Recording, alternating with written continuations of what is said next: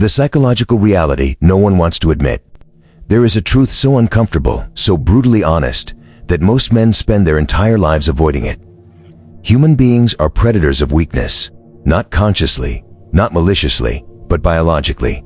Evolutionary psychology calls this dominance hierarchy, the natural structure through which every group, every culture, every social circle organizes itself. People don't judge you by your clothes, your words, or your intentions. They judge you by your signals, signals of strength, signals of confidence, signals of leadership, or signals of weakness, signals of submission, signals of psychological fragility. And here's the part most men never understand. You teach people how to treat you long before you ever speak. Your face, your posture, your silence, your hesitation, all of it forms a subconscious profile that tells others exactly where to place you in the hierarchy. Today, I will expose the 12 behavioral signals that instantly classify a man as weak, submissive, easily dominated, and therefore easily ignored. Not to shame you, but to wake you. Because once you become aware of these signals, you can dismantle them and rebuild yourself into someone who commands respect without force, without noise, without begging. Let's begin. 1. People-pleasing. The fawn response, psychotrauma theory. In behavioral psychology, weak men exhibit the fawn response, a survival strategy that says, if I keep everyone happy, no one will hurt me. But the brain of the observer interprets the opposite. If he tries too hard to please me, his value is low. People-pleasing isn't kindness. It's fear wearing a friendly mask. Strong men create expectations. Weak men try desperately to meet everyone's expectations. Dominant psychology is unapologetic. The man who fears disappointing others becomes the easiest to dominate. Number 2. Over-explaining. The over-justification effect. You can always identify a weak man by the way he speaks. He explains, he over-explains, he justifies, he defends. But the brain of the listener processes this as, he lacks internal authority. In social cognition, over-justification is linked to insecurity. Confident men speak in statements, weak men speak in defenses. Every unnecessary explanation broadcasts the same signal. I need you to approve of my choices. And once approval becomes a need, you are no longer in control. 3. Indecision. Behavioral inhibition system. The brain has two major motivational systems. BAS, behavioral activation system, action, dominance. Behavioral inhibition system, hesitation, avoidance. Weak men live inside BIS. Their hesitation is not a personality trait. It's a neurological freeze response. And here's what social hierarchy research shows.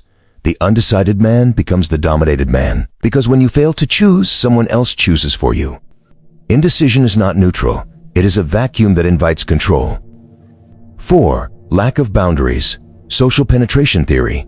Your boundaries form the psychological perimeter of your identity. Weak men remove this perimeter. They let people interrupt them, waste their time, disrespect their space, violate their comfort. Why? Because they fear the discomfort of saying no. But behavioral studies reveal a paradox. People respect the man who protects his space. People exploit the man who allows intrusion. When you do not guard your territory, you broadcast that you have no territory to guard. 5. Excessive apologizing. Submission cues, primatology and evolution. Across primate species, unnecessary appeasement is a form of submissive signaling. Humans are no different. A man who apologizes when he hasn't done anything wrong is subconsciously labeled as lower rank, lower confidence, lower authority.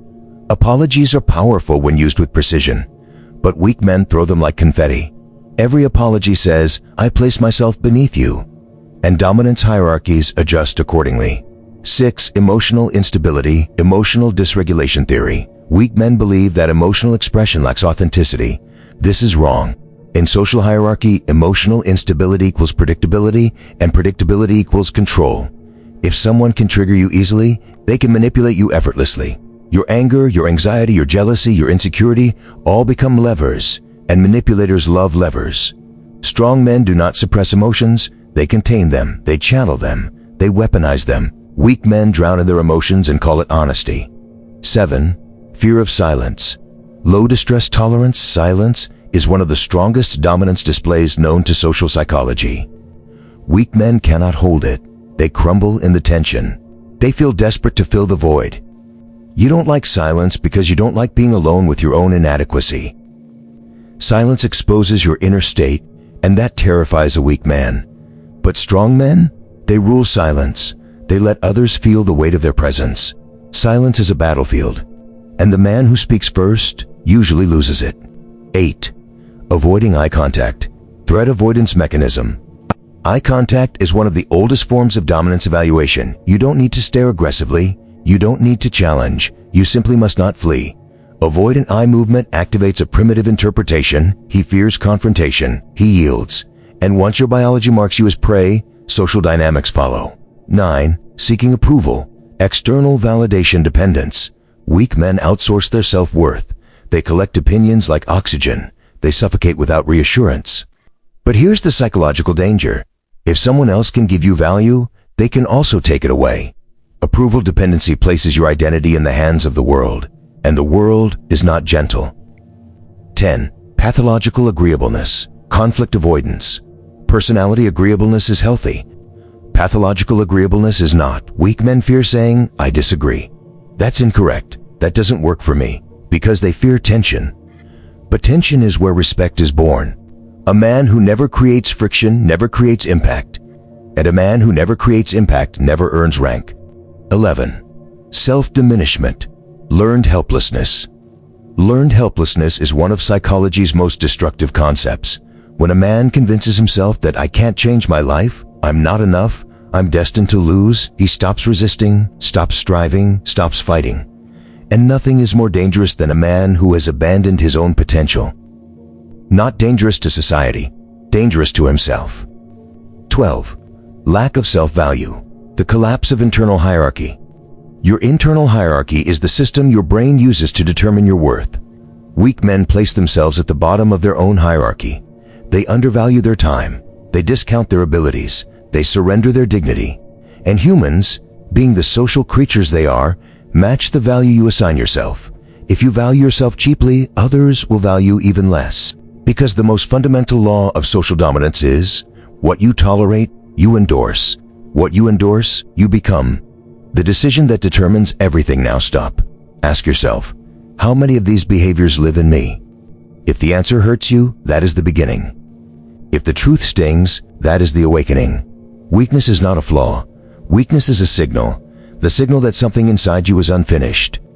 But staying weak, staying submissive, staying invisible, that is a choice. From this moment forward, you decide, do you rise in the hierarchy, or do you remain the man the world steps over without noticing? Because in the world of dominant psychology, there is no neutral position. You are either rising, or you are being positioned beneath those who do. The choice is yours, and the world will respond accordingly.